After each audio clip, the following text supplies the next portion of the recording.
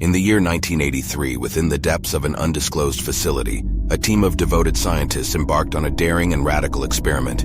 Their audacious hypothesis sought to transcend the limitations of human perception and establish a direct connection with the divine.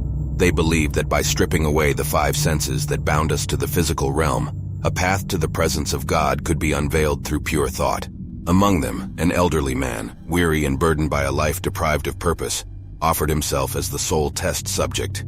His senses were methodically severed, disconnecting him from the external world. Muscles still responsive, but the gateway to his senses was sealed shut. For 4 days he spoke into the emptiness, his words a jumble of meaning, unheard by his own ears. But then, a whisper, an unintelligible voice barely audible, crept into his consciousness. The scientist brushed it off, attributing it to the onset of delusion. 2 days later, the man's voice quivered with revelation. He claimed to converse with his departed wife, a reunion through the veil of eternity. Skepticism surrendered to intrigue when he spoke of the scientist's own lost loved ones, sharing secrets only they would recognize. As days turned to weeks, the once muted voices multiplied, growing into a cacophony. Echoes of the deceased thronged his thoughts, overwhelming and inescapable. His desperation for respite led him to beg for sedation, but dreams brought no sanctuary.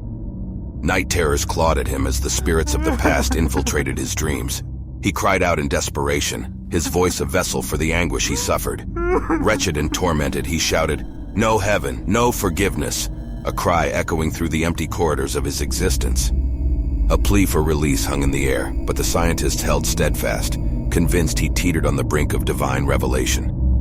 Yet his mind unraveled further, morphing his cries into the anguished roars of a tortured soul. He sought solace in the physical world, biting into his own flesh to awaken inactive senses.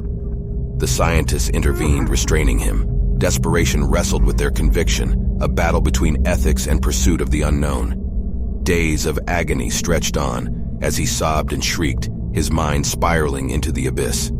And then a chilling transformation. Silence enveloped the room, broken only by the sound of tearful sobs.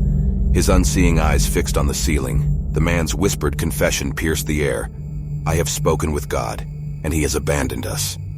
And in that moment, his vital signs ceased, leaving behind an enigma unsolved. The facility fell into a hushed stillness, haunted by questions that transcended time and understanding. Was it a descent into madness, or did the veil between realms truly thin, revealing truths too profound for the human mind to bear? The experiment's echoes linger, a chilling reminder of the limits of human comprehension and the pursuit of the divine.